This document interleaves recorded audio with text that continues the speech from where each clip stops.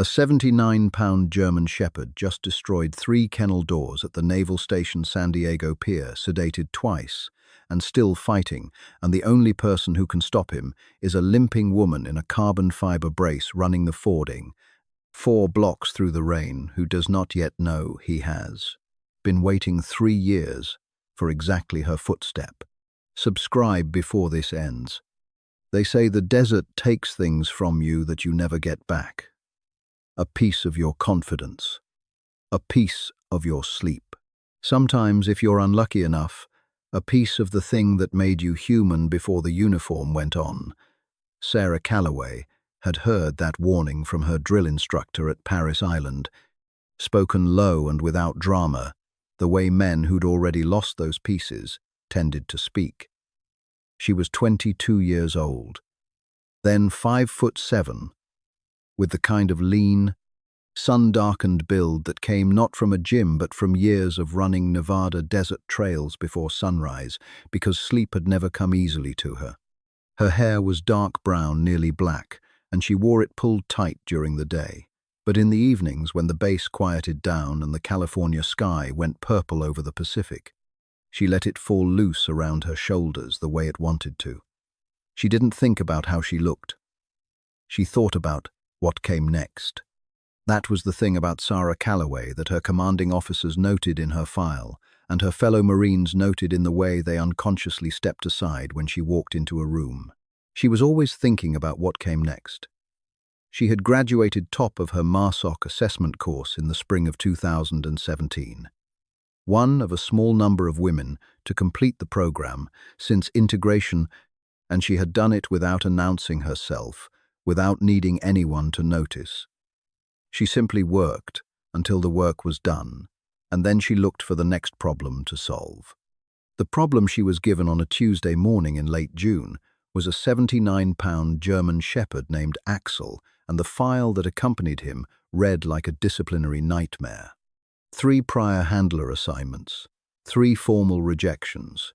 The official language was careful and bureaucratic failure to establish operational rapport, non-compliant response patterns unsuitable for standard deployment protocols.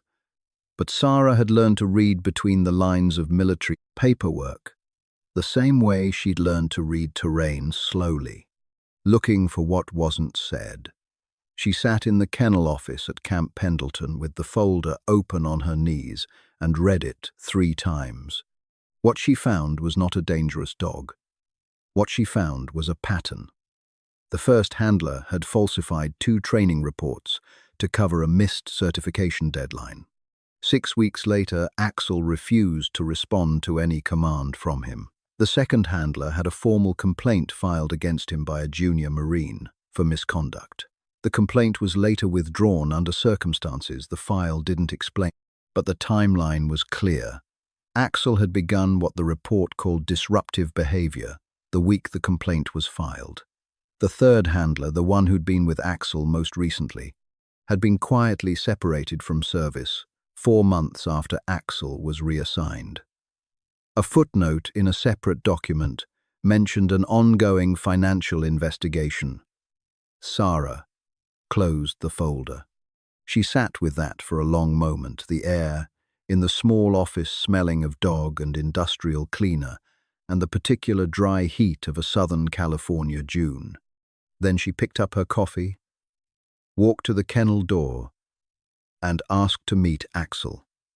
He was in the far corner of his run, a mass of dark fur with a coat the color of charcoal and burnt oak, watching her with amber eyes that held the particular wariness of an animal that had learned not to trust quickly.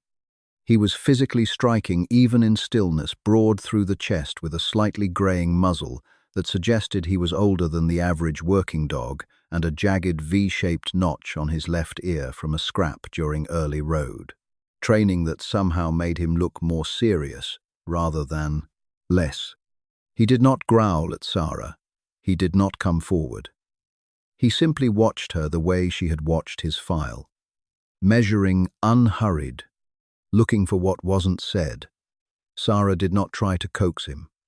She did not crouch down and make the sounds people made at dogs they wanted to charm. She pulled her folding chair into the kennel, set it down 6 feet from where he stood, and sat with her coffee and her silence. Axel watched her for 11 minutes without moving. Then he walked to the center of the run, circled, once lay down facing her, and put his head on his front paws. The kennel technician, watching from the corridor, later told a colleague it was the least dramatic thing he'd ever seen, and somehow the strangest. That night, Sara slept on the concrete floor of the kennel with a folded jacket under her head. She didn't do it because the manual suggested it. She did it because she understood in a way she couldn't entirely have explained, that Axel wasn't a dog who needed to be trained. He was a dog who needed to be convinced. She woke at 3 in the morning to find him sitting 4 feet away, watching her in the dark. She didn't move. She reached into her jacket pocket, took out half a protein bar she hadn't finished at dinner, and set it on the concrete between them without a word. Then she lay back down and closed her eyes. In the morning, the protein bar was gone, and when she sat up and stretched, Axel crossed the distance between them for the first time, lowered his heavy head onto her thigh and exhaled. It was not a dramatic moment. There were no witnesses. But something shifted in that kennel, quiet as a door opening in a house you thought was locked, and Sara Calloway felt it move through her chest like the first breath after a long time underwater. She scratched behind his ears once. He didn't pull away. She said quietly to no one in particular, "All right, let's see what you've got." Outside, the Pacific fog was rolling in off the water, and Camp Pendleton was waking up around them, and neither of them needed the world to know that something had just begun. The formal training program for a MARSOC K-9 handler team ran 14 weeks, and by the end of the 3rd week, Senior Trainer Gunnery Sergeant Paul Wickes had already filed 2 informal notes of concern about Axel with the kennel. Supervisor, not because the dog was failing, because the dog was doing something the assessment rubric didn't have a box for. The standard IED detection alert was simple and universal. The dog identified a scent signature, worked the area and sat down. A clean sit was the signal. Every handler learned it in week 1, and every dog in the program performed it the same way, because consistency was the whole point. A handler under fire in a narrow alley in Kandahar needed to read his dog in a single glance, not interpret a range of behaviors. Axel sat down when he found an explosive. He did it correctly, reliably every time. But he also did something else. In 4 separate simulation runs across 3 different training scenarios, Axel had physically blocked Sara's path, stepping directly in front of her, planting his body sideways against her legs, stopping her forward movement entirely before performing the sit. Wickes called it an intrusion behavior. He flagged it as a liability. Sara asked him to pull the camera footage. They watched it together in the debrief room, the overhead fluorescence humming the footage, grainy but clear enough. In the first incident, Sara had been about to step left around a simulated market stall into a corner where the blast geometry of the planted device would have caught her at maximum shrapnel dispersion. Axel had blocked her before she took the step.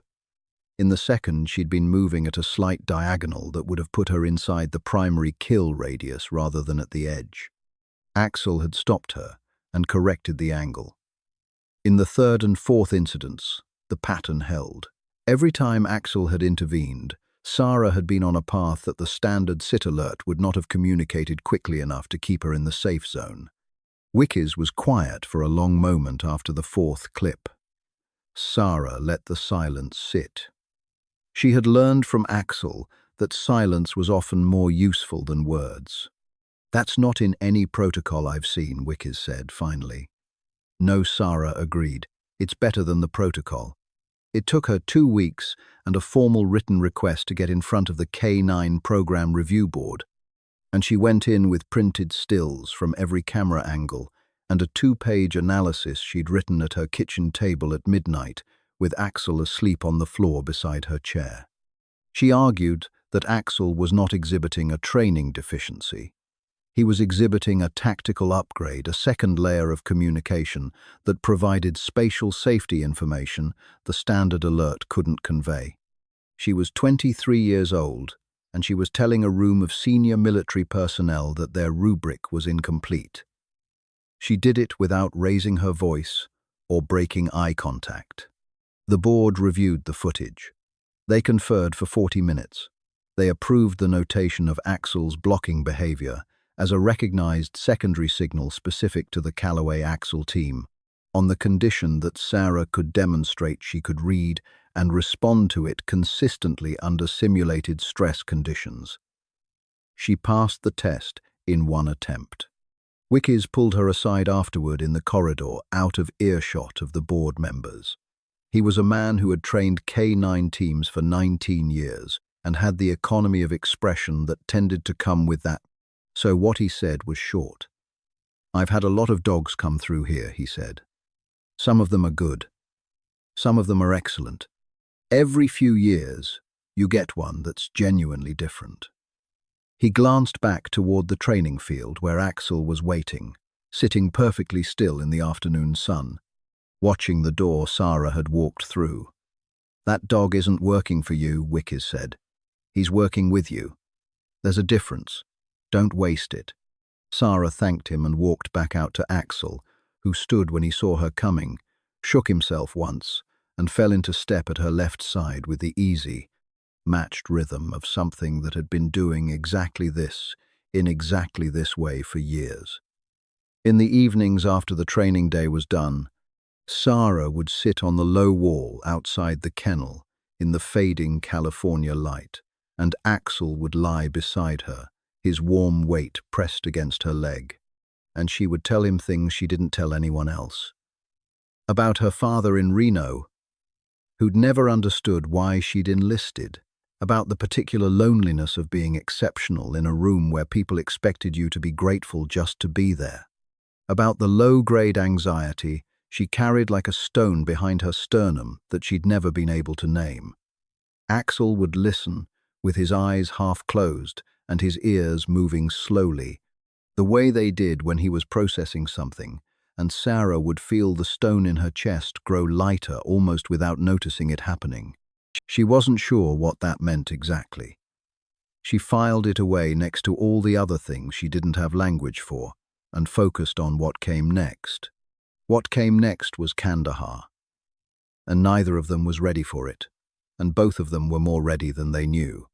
Kandahar in the spring smelled like dust and diesel, and something older underneath both of those things.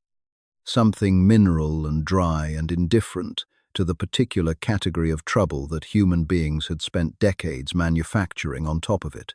Sara stepped off the transport at Kandahar airfield on a March morning, with Axel walking calm and deliberate at her left side. And the heat hit her face like a slow hand, not aggressive, but absolute. The kind of heat that didn't announce itself so much as simply establish itself as the new condition of existence. She had been told what to expect. She had trained for what to expect.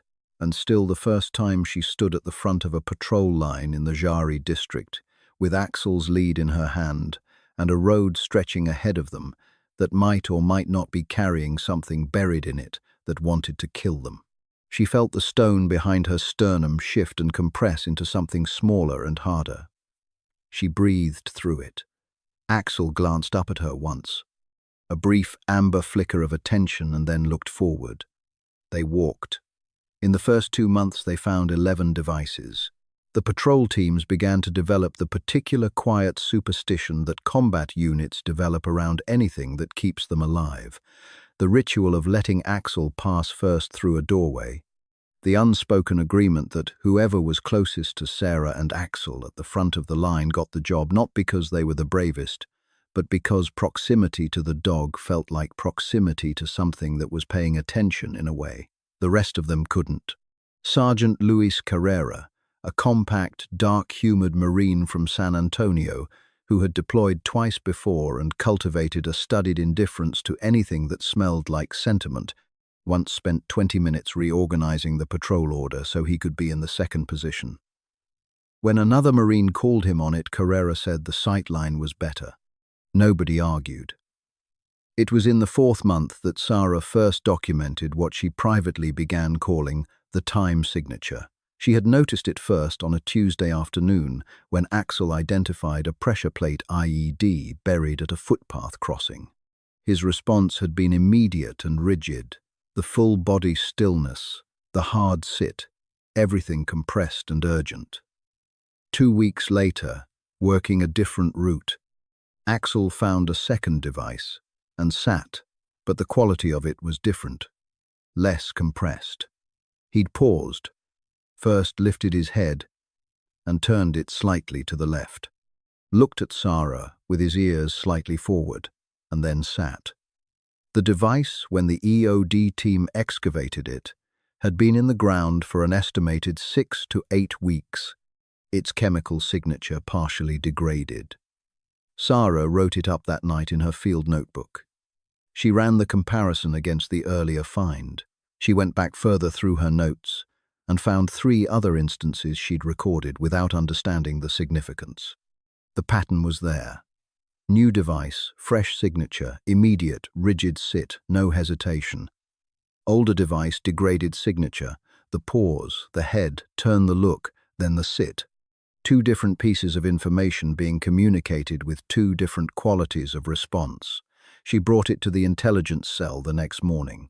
The analyst on duty, a quiet Air Force captain named Ewan, pulled up a map of the patrol routes and started marking the sites with dates. Within a week, they had enough data to identify that the network was resupplying certain corridors on a roughly 3-week cycle. It was the kind of pattern that could be predicted. It was the kind of prediction that could save lives. Ewan told Sara, with the particular understatement of someone who processed information for a living, that it was useful. Sara translated that as significant. Axel received an extra portion of food that evening, and Sara told him he was the best intelligence analyst in Kandahar province, and he accepted this with the dignity of an animal who already knew it. The second discovery of Axel's capabilities in theatre came on a still, white-hot afternoon in July, and it was less tactical and more human, and in some ways harder to explain to the people who hadn't been there. The patrol had detained a young man, 16, at most, found near a known supply route. The standard procedure was firm-controlled and designed to establish compliance, and every Marine in the patrol was doing their job correctly. Axel was not. He was standing 3 feet from the boy, not barking, not growling, not alerting in any way that the manual would have recognized as significant. He had simply lowered himself to the ground, unhurried, and rested his chin on the dust between his paws, looking up at the boy with his amber eyes in a way that had no tactical name. Sara watched him for 7 seconds. Then she said, quietly to Carrera, "Hold on." She had the boy separated from the group and sat with him. Just the 2 of them, Axel lying between them like a bridge.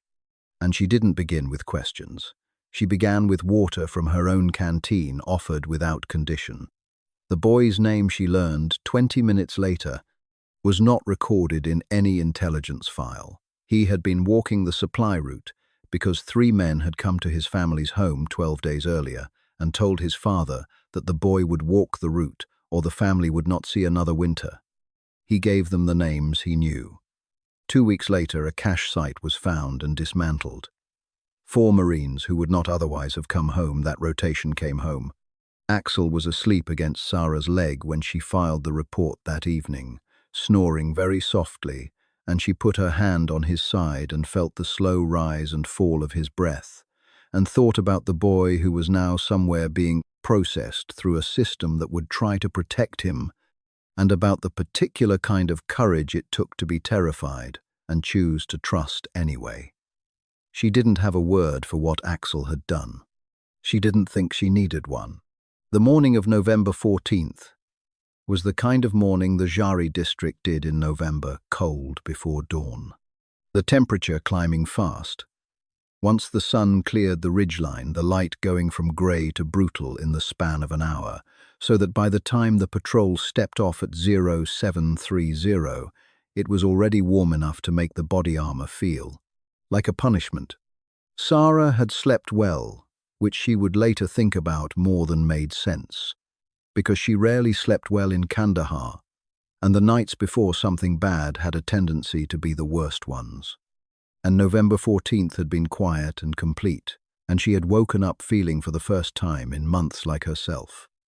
Axel had been restless at first, light pacing the small space beside her cot, which she had noted and attributed to the change in temperature.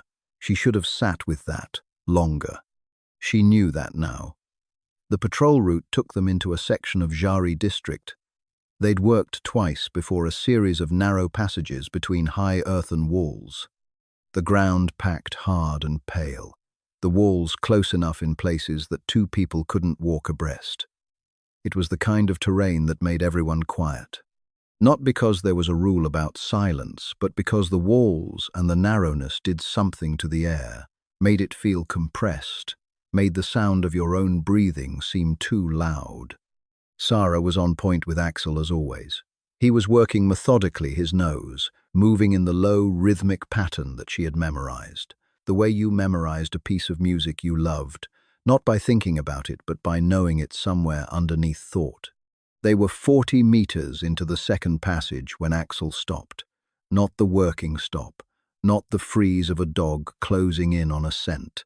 A full-body stop weight, evenly distributed every muscle in his back and shoulders, going still at once. Then he turned his head and looked directly at Sara, and he did the thing she had only seen him do 3 times in 8 months of working together. He barked once hard and short, and flattened both ears completely, and his amber eyes were not searching or questioning, but direct and certain and urgent, with a specific kind of urgency that she had no frame of reference for except that it moved through her nervous system before her brain had processed the sound. This was not the IED signal. This was not the head turn of an aged device. This was something she had never been trained to read and understood completely. She opened her mouth to call back to Carrera, and Axel was already moving all 79 pounds of him, launching from a dead stop with the concentrated force of an animal that had made a calculation and committed to it entirely, hitting Sara in the chest with both front paws and driving her backward and sideways into the base of the earthen wall. She heard herself grunt with the impact. She heard the world end. The detonation came from the right wall, not the ground, and it was not a pressure plate or a tripwire, but a command-det device that someone had been watching them walk toward with a trigger in their hand and a specific intention regarding the kill zone. The concussive force was not a sound so much as a physical event, a wall of compressed air that hit Sara's body while she was already falling and drove the breath out of her completely, and the world went red at the edges. And then tilted, and then the dust was in her mouth, and there was a high-frequency ring in both ears, replacing everything else, and she was looking up at a sky full of smoke and debris and thinking, with terrible clarity, Axel. She tried to turn her head. Her left leg was sending signals she did not have the capacity to interpret. The ring in her ears was total and complete. Through the rolling smoke she could see shapes moving, could hear the muffled percussion of gunfire like something heard through walls, and she pressed her cheek against the packed earth and tried to find him. Tried to make her eyes do the work her body couldn't do, scanning the smoke and the chaos for dark fur, for the shape she would have known in any light, in any condition. What she didn't see, what she had no way of knowing in that moment, was happening 20 meters behind her in the smoke. Corporal Danny Foss, 21 years old, from Decatur, Georgia, who Sara had defended in front of a review board 6 weeks earlier over a procedural violation that might have ended his career, who had said thank you and then said nothing else, because he was not a young man who had many words for things that mattered. Corporal Foss was running toward the blast. not away from it, toward it, through smoke that tasted like copper and charred earth, moving low and fast with no order, no directive, no rational calculation of personal safety, driven by something that functioned below the level of decision. He found Axel trying to drag himself forward on his front legs, his hindquarters barely responding, the tactical collar still buckled tight around his neck. Foss grabbed the collar with both hands, got low, got his shoulder under the dog's chest, and moved. The secondary explosion came 14 seconds after Foss cleared the wall with Axel's weight against him, and it brought down a section of the passage behind them in a cascade of packed earth and old timber. In the chaos of the medevac and the quick reaction force and the controlled urgency of people doing trained things under pressure, nobody logged what Foss had done. There was no line in any report for it. Axel was noted as status unknown. Sara was loaded onto the medevac with 2 other critically wounded Marines, unconscious before the bird lifted. Foss sat behind a wall in the dust, and the fading adrenaline with Axel's head in his lap, the dog's breathing shallow and rapid, and blood soaking through the tactical vest. Foss had pressed against his hindquarters, and nobody came for them for 11 minutes, and Foss talked to the dog the whole time, low and steady, about nothing in particular, the way you talk to something. Alive, that you needed to keep alive. And Axel's amber eyes stayed open. The first thing Sara was aware of was white.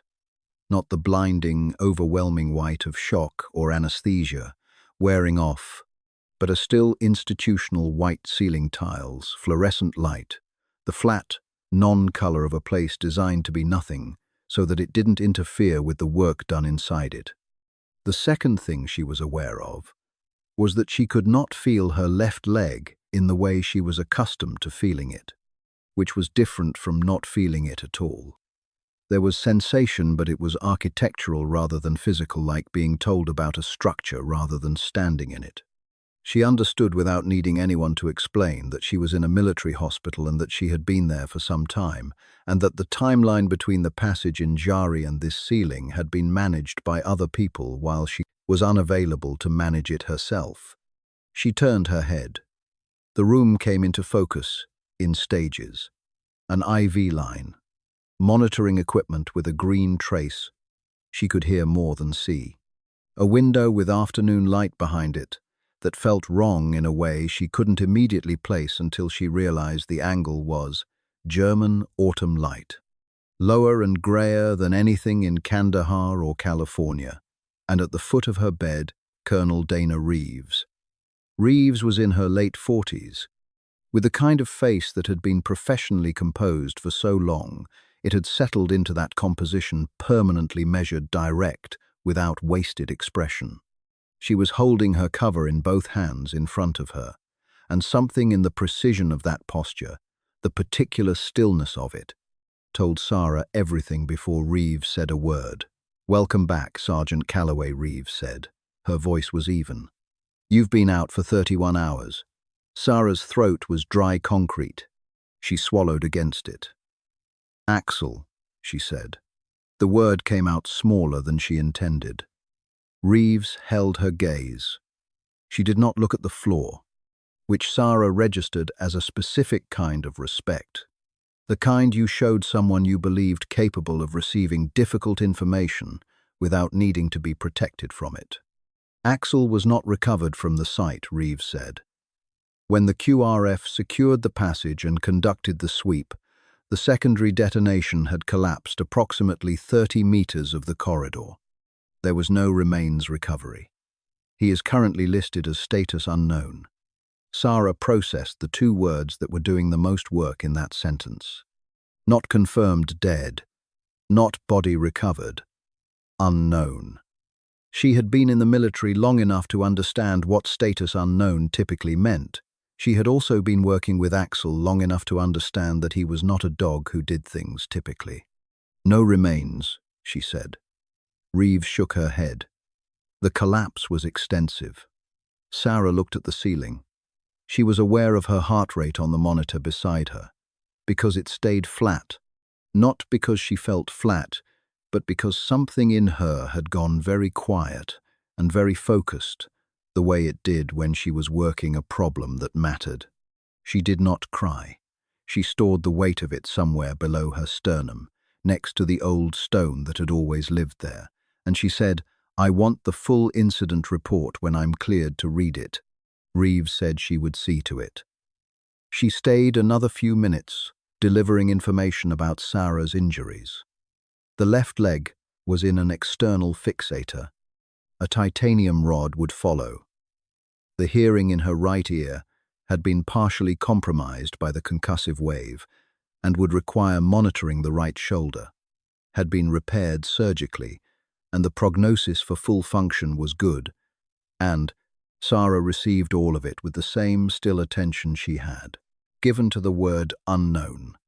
After Reeves left, a nurse came in to check the IV line and asked Sara if she needed anything. Sara asked for paper and a pen. The nurse looked at her with the particular expression of someone who had expected a different request and brought them anyway. Sara wrote 3 lines times. Who was the last person to see Axel, with confirmed vital signs? What is the name of the QRF team leader who secured the corridor, who filed the remains recovery report? Asterisk. She folded the paper and put it under her pillow and closed her eyes, and the room hummed around her, quiet and white. And she began, in the systematic way. She did everything that mattered to refuse to accept that unknown was the same as gone. The apartment on Newton Avenue in Logan Heights was the 4th place Sara had lived since Ramstein, and it was the one she'd stayed in longest, not because it suited her particularly, but because she'd run out of energy for the process of leaving. It was on the 2nd floor of a building that smelled permanently of salt air and someone else's cooking, and from the window above the kitchen sink, she could see, on clear mornings, a thin strip of the bay between the warehouses, which suited her in a way she wouldn't have explained to anyone, because it meant she could see the water without being required to be near it. She worked the overnight shift at Naval Station San Diego's Civilian Logistics Division container inspection, manifest verification, the particular careful tedium of checking that what was supposed to be somewhere was actually there, and she was good at it, in the mechanical way. You could be good at something your mind was not fully present for. Her co-workers knew she was a veteran. They did not know the specifics, and she did not volunteer them. And the night shift had its own particular culture of non-inquiry that suited her fine. She walked with a carbon fiber leg brace on her left side, which she had stopped explaining after the 3rd time. The leg worked. It worked differently than before. And the new differently was now just normally, and Sara had filed that under the long list of things that were simply the current conditions of existence. The PTSD was the harder accounting. It arrived without schedule and without proportion, tethered to nothing she could reliably predict, sometimes a specific sound, sometimes a specific quality of light, sometimes nothing she could identify at all, just a shift in the air pressure of her own nervous system that took her from a Tuesday morning in Logan Heights to a passage in Jari in the time it took to Axel. She had done therapy at the VA. 2 different therapists, one who had helped in the specific way that talking to a careful stranger could help, and one who hadn't. She had medication that worked until it stopped working, and then she'd changed it, and it worked again in a different register. She had the rituals that coping built on its own, whether you named them or not.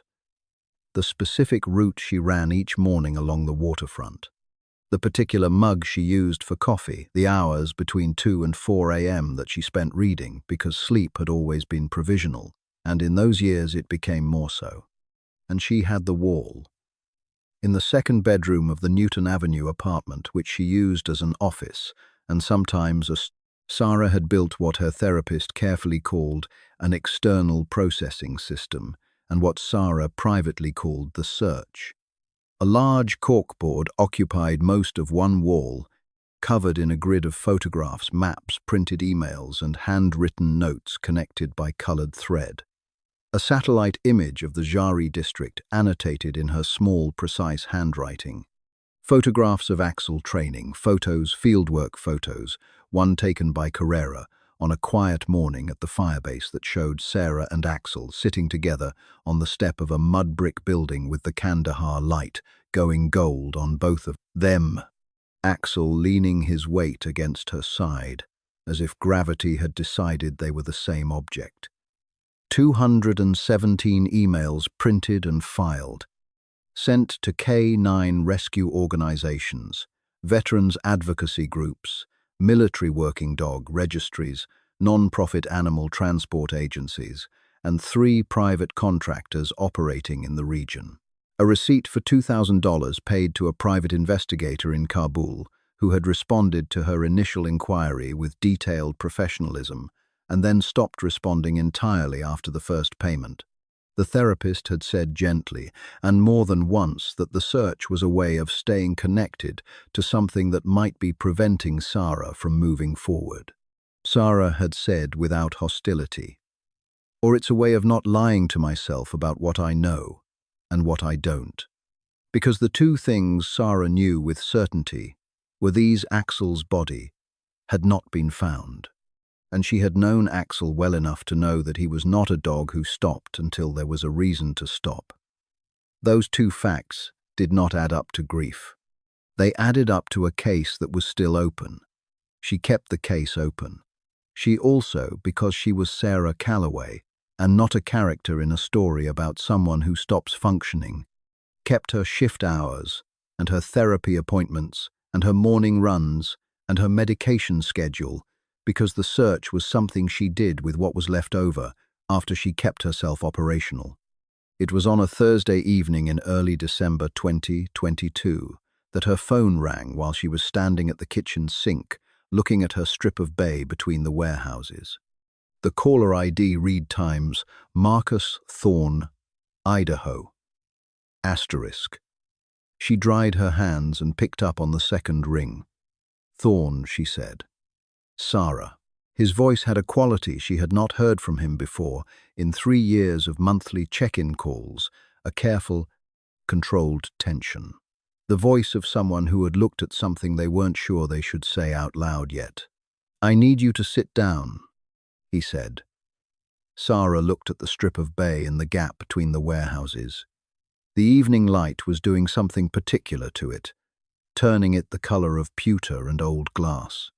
"Tell me," she said. She remained standing. Marcus had been doing contract security analysis for Vanguard for 14 months, which meant he had access to a category of open-source intelligence aggregation that most people didn't know existed, and he had been running a passive search on Sara's behalf since the first month, not telling her, because Thorne was the kind of man who didn't announce effort. He delivered results, or he said nothing, and 3 days before the call, he had been working through a batch of OSINT feeds from the Kandahar and Helmand regions when a flagged video came through a monitoring filter he'd set up. A German documentary journalist had spent 6 weeks in rural Kandahar in 2021 filming a piece about civilian life under the transitional government. In 11 minutes and 40 seconds of footage posted to a small European news site and barely viewed, there was a sequence of approximately 40 seconds showing a village elder walking with a large dog through a field at the edge of a village. The dog moving slightly ahead of the man, picking a path through the terrain with a methodical, deliberate route selection that was not random and not instinctive, but trained, the specific pattern of a dog that had learned to read ground for buried objects and was applying that learning even in the absence of a handler who had asked for it. Thorne had watched it 6 times before he zoomed into the dog's ear. The V-shaped notch was there, clear, unmistakable, the same irregular geometry Sara had traced with her thumb 100 times in the Kandahar firebase in the quiet, after a hard day when Axel would roll his head sideways and let her do it. Thorne told her this in the even, factual way he communicated things that mattered. and Sara stood at the kitchen sink and did not speak for long enough that he said her name twice to confirm she was still on the line. She was still on the line. She was also doing arithmetic in her head that was not arithmetic so much as the sudden reorganization of 3 years of assuming a specific answer to a question she had kept refusing to close. The video is time-stamped July 2021, 6 weeks before Kabul fell. Vanguard bought a logistics firm last month that was running extraction flights out of Kabul during the pullout. They had a manifest of animals transported to a quarantine facility in Portsmouth, UK, Sara. They cross-referenced the microchip data and the physical identification marks. A pause. The kind of pause that contained something large being set down carefully. He's on the manifest. His transport status is listed as pending final US customs clearance. The charter flight is called out of a Vanguard logistics contract. It left Portsmouth 4 days ago. The animals are in quarantine at the pier facility standard customs hold on arrival. Sara set the phone down on the counter, not hanging up, just setting it down, and put both hands flat on the edge of the sink and looked at the strip of bay between the warehouses. The pewter light had gone dark. The harbour was lit in yellow, industrial light that reflected in broken pieces on the water, and she could see, if she leaned slightly, the shapes of vessels against the Pier 8 dock. "What pier?" she said, picking the phone back up. "Pier 8. Naval Station." "Sara, the flight landed 2 hours ago. She was already moving. She did not take her jacket. She did not leave a note for anyone because there was no one to leave a note for. She took her keys and her ID, and she went down the stairs of the Newton Avenue building, at a pace that was not running because the brace on her left leg had opinions about running, but was as close to running as she could make it, and the night air of San Diego hit her face, and she could smell the salt and the diesel of the harbour, and something that was not a smell so much as a frequency, a particular aliveness in her chest that she had not felt since November of 2019, and she walked the 4 blocks to the station gate and showed her contractor badge to the guard and said, with the particular authority of someone who has been waiting 3 years to say a specific sentence, "I need to get to Pier 8. I'm a prior handler. There's a dog on that manifest that belongs to me." The quarantine area at Pier 8 had been set up under a broad metal awning that did most of the work of keeping the rain off the kennels, and the yellow industrial lights of the pier gave everything the particular quality of a stage set hard. Shadows, flat colour, the scale of the shipping cranes in the background, making the people moving between the crates look smaller than they were. Dr. Owen Hale was a lean man in his mid-40s with a grey beard and the unhurried manner of someone who had spent enough time with traumatized animals to understand that hurry was rarely the right tool. He met Sara at the security line with an expression that was kind and measured in equal parts, looked at her badge, looked at her face, and made a decision. He let her through without paperwork. "He's in Kennel 6, Hale said, walking beside her down the row of crates. "I need you to understand what you're walking into before you see him. He's been through a great deal. He's malnourished. He has residual nerve damage in his hindquarters. From old shrapnel wounds, he's deaf in his left ear. Psychologically, he is in a state of high defensive arousal, and he has been for most of the transport. He does not respond well to approach. He has not permitted physical contact from any member of the transport staff." He paused. "When I say he does not permit contact, I mean he has communicated that very clearly." "I understand," Sara said. "I don't plan to approach him." Hale looked at her. "What do you plan to do?" "I plan to let him approach me." The kennel was covered with a blue tarp to reduce visual stimulation, and as they drew close, Sara could hear him, a low, continuous vocalization from deep in the chest, not the frantic bark of distress, but the ancient, compressed sound of an animal that had decided the world was dangerous and was holding that position by sheer, sustained will. Sara stopped 6 feet from the kennel. She asked Hale and the two technicians standing nearby to move back. They moved. She crouched down slowly, her bad leg, making the descent graceless and effortful, and she didn't rush it. And she took the edge of the blue tarp in her hand and pulled it back slowly. 1 foot, 2 feet enough, for the pier light to fall across the interior of the kennel. She saw him. She had prepared herself in the way she prepared for things that were going to be hard, and it still moved through her like a current. She hadn't braced for the thinness of him, the dullness of the coat that had once been the color of charcoal and oak. The muzzle now heavily frosted with white, the way he was pressed into the far corner of the crate, with every available muscle holding the same compressed, defended message. His amber eyes were open and wild and absolutely without recognition. He was looking at her the way he looked at every human being in this new chapter of his life, which was to say as a potential source of harm. And there on the left ear, flattened back in aggression, the jagged V-shaped notch. Sara let go of the tarp.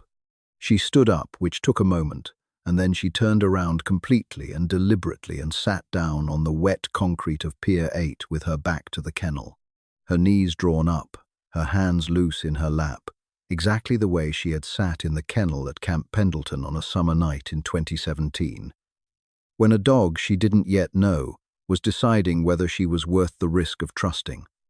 The growling didn't stop, but it changed register, slightly, almost imperceptibly. Hale, watching from 12 feet back, would describe it later as the difference between a held breath and a slow exhale, a distinction most people wouldn't have noticed. Sara sat with her back to the kennel and the rain coming in sideways under the awning and the cold of the pier concrete working through her clothes, and she did nothing at all because she understood something about Axel that no intake form or behavioral assessment had ever captured. He didn't need to be convinced with evidence. He needed to be given time that felt like safety, which was different from safety itself and sometimes harder to provide. After 4 minutes and a long silence, she began to hum. Not a song with words, not a call signal or a tactical cue. The small, shapeless melody she had hummed on the step of a mud-brick building in Kandahar, while the gold light went long, and Axel pressed his weight against her side, and the day's work was done. A sound that existed in no system, and no protocol and no file anywhere in the United States Marine Corps. A sound that belonged to exactly 2 living things in the world. The growling stopped. 15 seconds of silence. Then the sound of paws on the kennel floor, slow, uncertain, moving forward. Then the cold press of a greying muzzle against the back of Sarah's neck. Tentative searching, inhaling in long shuddering, pulls the specific combination of salt air and the underlying human signature that no 5 years and no distance and no accumulated trauma could fully erase from the deep architecture of what Axel knew. Sara felt him make contact. She did not move. She did not speak. She just let him smell her. Let him do the slow, painstaking work of retrieving something buried under years of survival. And she felt the specific quality of waiting that was not passive, but was the most active thing she knew how to do. Then Axel made a sound she had never heard from him before, a high, cracked involuntary sound that started somewhere in his chest and came out as something between a whine and a word, and his full weight leaned against her back, trembling, his front paws coming down on either side of her. And Sara turned finally and put her arms around him and her face into the cold, rain-soaked fur of his neck, and held on. The veterinary triage room at the pier facility was fluorescent lit and smelled of antiseptic and wet animal and the particular metallic undertone of medical equipment that had seen hard use, and Sara was sitting on the linoleum floor with her back against the exam table base, because Axel had made it clear within the first minute that he would not remain on the exam table if Sara was not within direct physical contact of him. and Hale had elected then leave, practical flexibility of a man who understood that the patient's cooperation was the entire project to conduct the initial assessment with Axel on the floor and Sara beside him. Axel's head was resting on Sara's right thigh, his eyes half closed in the particular exhaustion of an animal whose nervous system has, finally, after a very long time, been persuaded to stand down. His breathing was slow and deliberate, and his tail moved every few minutes in a small, tired arc that was not performance but reflex, the body's oldest acknowledgement of safety. Hale was working through the physical assessment with quiet efficiency, noting things aloud for the technician, with the tablet hindquarter nerve response. Diminished, but present. Estimated weight deficit of 12 to 14% from optimal left ear canal, consistent with acoustic damage from explosive overpressure, right ear normal response. Old shrapnel scarring across the hips, and lower back healed but significant. Sara listened to all of it, with her hand resting between Axel's shoulder blades, her thumb moving in a slow, unconscious rhythm against the dull fur. When Hale finished, and gave the technician a moment to complete the notes, Ray Kowalski stepped in from the corridor. He was a broad, weathered man in a dark contractor jacket who moved with the economy of someone permanently accustomed to managing complicated logistics in uncomfortable places. He was carrying a manila folder in one hand and a small object in the other, a notebook slim and worn the dark cover, soft with handling, the corners rounded from long residence in someone's pocket. He set the folder on the exam table and looked at Sara with the direct, uncomplicated respect that people who had spent time in difficult places tended to give to other people who had spent time in difficult places. His name was Darian Kowalski said. He was a schoolteacher before the Taliban shut his school down. He found Axel in a dry irrigation culvert 2 days after your unit evacuated. The blast from the wall hadn't buried him. It threw him 30 meters down an embankment. He was alive. He'd been there 2 days. Sara's hand on Axel's back went still. She made herself breathe. Darian loaded him onto a timber sled and dragged him 2 miles to his farm. He hid him in a root cellar for 4 months. Kowalski opened the folder and removed a photograph, grainy, printed on plain paper from a digital source, showing a man in his 50s, with a weathered face and a careful expression standing beside a dog that was unmistakably Axel, thinner and battered but upright, in a green valley that looked nothing like the Jari district, and therefore was somewhere Axel had been safe. He used traditional wound treatment. Honey plant compounds animal fat. The vet who assessed Axel in Portsmouth said the shrapnel wound management, given the resources available, was, and I'm quoting, more effective than we'd expect from improvised field care. Kowalski put the photograph down and picked up the small notebook. He turned to a page near the middle and read, translating as he went, his voice steady and neutral in the way of someone who understood that the information was doing its own work and didn't need help. Times, day 47. He stood on all 4 legs today. Not for long and with his weight shifted forward, but he stood. I talked to him while I changed the dressing. I don't know if he understands, but he keeps his eyes on my face the whole time. It seems respectful to talk. Asterisk. Sara looked at the ceiling for a moment. The fluorescent light was the kind that hums just below audible range, and after a while you stopped hearing it, and then you noticed it again, and it seemed louder than before. When the government fell in August 2021, Kowalski continued, Darian understood that the new regime would kill a dog carrying American military identification. He walked 70 miles to the Kabul airport perimeter over 4 days. He handed Axel to a British perimeter guard and gave him a note. He removed a small laminated card from the back of the folder. A scrap of paper, the handwriting careful and uneven in English, that had been composed by someone writing in their second or third language, but with great deliberateness times. He is a good soldier. He protected children. Please send him home. Asterisk. Sara. Read it once. She didn't read it again. She put it face down, on the floor beside her, and looked at Axel's sleeping face, the greying muzzle, the one ear with its notch, the way his eyebrows moved slightly, even in sleep, as if he was still, even now, still paying attention to something she couldn't hear. She thought about a man she had never met, would never meet, who had spent 4 months in a root cellar talking to a dog because it seemed respectful, and who had walked 70 miles because he had decided that a good soldier deserved to come home, and she felt something shift in the architecture of her chest, not breaking, but opening the way a window opens that has been painted shut for a long time, resistance, and then suddenly the whole weight of the air outside coming in. Axel's ear twitched. His tail moved twice.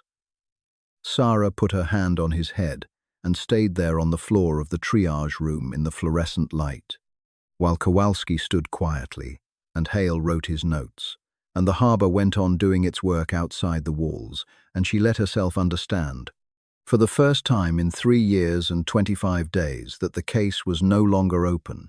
It was closed. He had come home. The apartment on Newton Avenue changed after Axel came home. The way spaces change when something that was missing from them is returned, not dramatically. Not all at once, but in the accumulation of small physical facts that you noticed only when you found yourself noticing them. His water bowl on the kitchen floor, the specific indentation in the couch cushion where he slept during the day, the sound of his nails on the hardwood in the early morning, deliberate and slightly uneven, the same slight asymmetry in his gait that matched the slight asymmetry in Sarah's. They were not healed. That was the important thing to understand.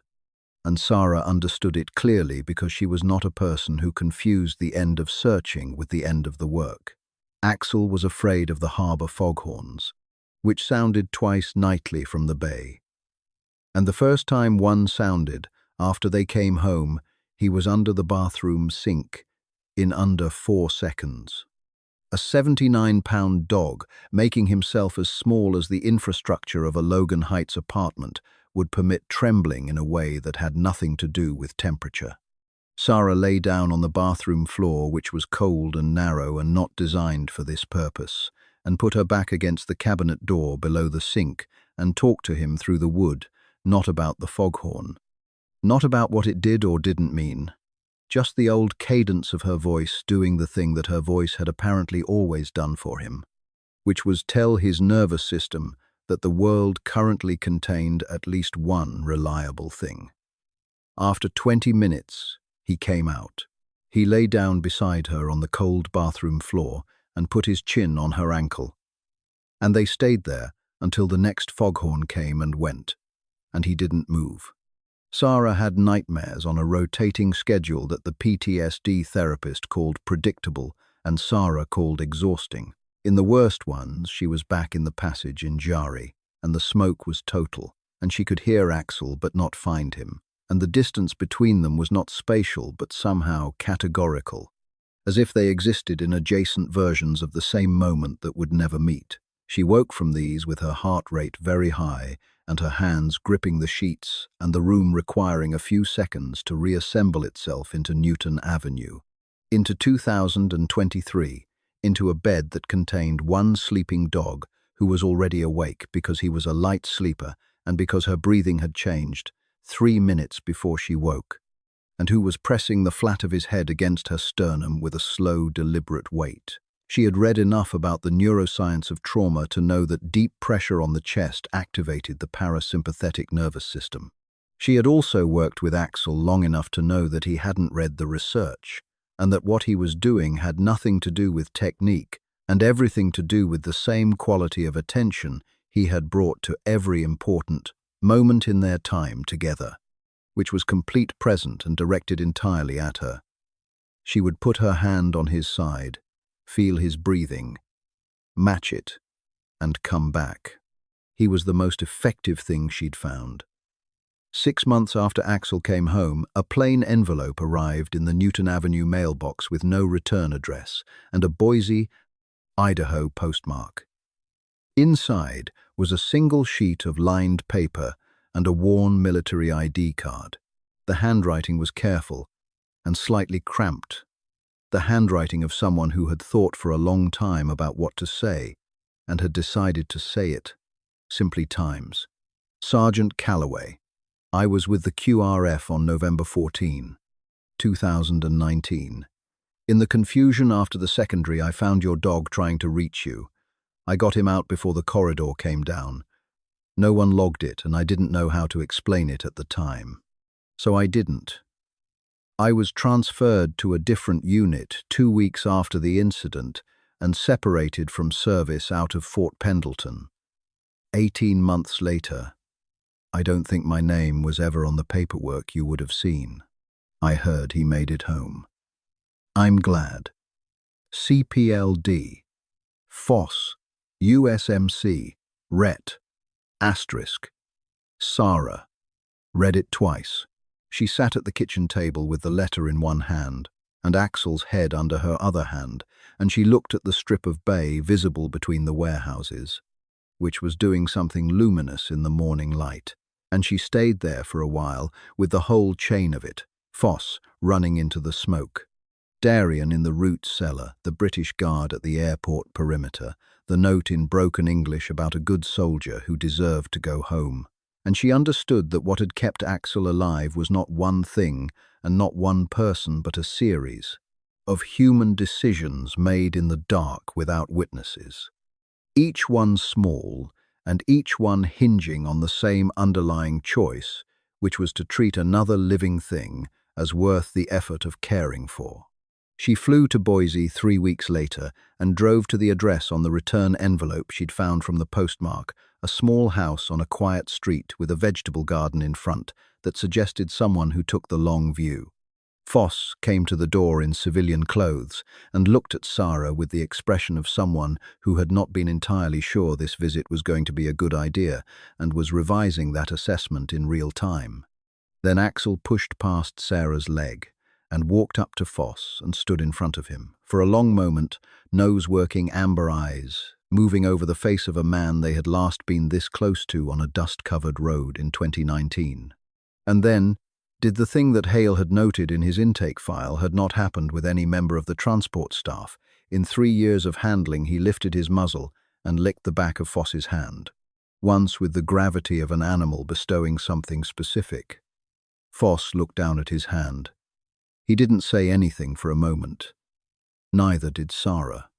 They sat on the front step for 2 hours in the Idaho cold, and Axel lay between them in the thin winter sun, and they talked about the things that people who have been through the same fire talk about when they finally sit in the same room. Which is to say, they talked about everything else, mostly, and let the fire exist in the space between the words where it belonged. The corkboard in the second bedroom of the Newton Avenue apartment came down in February. Sara took it apart carefully, pin by pin, and sorted what was on it into 2 piles, the photographs which she kept, and the search infrastructure, the emails, the maps, the contractor receipts, which she put in a recycling bag without ceremony. She kept the photograph that Carrera had taken on the firebase step, the one with the Kandahar light going gold, and framed it. She put it on the kitchen windowsill where she could see the bay between the warehouses and the photograph at the same time. She began that spring to work with a non-profit that placed veterans with service animals. The work used what she knew and returned something to it, which was the best she'd found to describe what good work did. She also, over the following months, translated the notebook.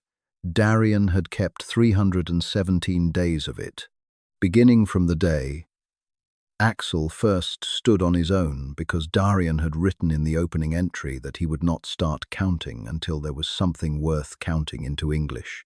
Working from a translation app, and a Dari English dictionary and the occasional emailed consultation with a professor at UCSD who specialized in the region's languages and who asked, once with scholarly curiosity, who had written it. Sara had said, a schoolteacher who believed that documentation was a form of respect. She worked with a veteran-focused non-profit publisher to print the translated notebook as a small book distributed at no cost to VA facilities and animal-assisted therapy programs across the country. The title was the phrase Darian had written on the note he gave to the British Guard at the Kabul airport, rephrased as a statement rather than a request. Times, he protected children. He came home. Asterisk. There was no author name on the cover. There was, on the dedication page, one line times, for the ones who chose kindness when no one was watching. Asterisk. On the back, cover one photograph. Coronado Beach. At first light the Pacific, going silver in the early sun. A woman walking with a slight leftward lean, a carbon fiber brace just visible above her boot, a grey-muzzled German shepherd walking at her left side, his gait slightly stiff in the hindquarters, his left ear carrying its particular notch, his nose up, and reading the salt air with the focused, unhurried attention of an animal that had decided some time ago that the world was worth paying attention to. No leash between them, no distance between them, both of them marked by the same fire, moving at the same pace, heading in the same direction. The Pacific did what it always did, which was continue, and the morning light did what it always did in San Diego, which was come anyway, and Sara Calloway and Axel walked on. If this story moved, you hit like and subscribe so we never miss putting these kinds of stories in front of you. Drop a comment telling us which moment hit hardest, and let us know what city you are watching from.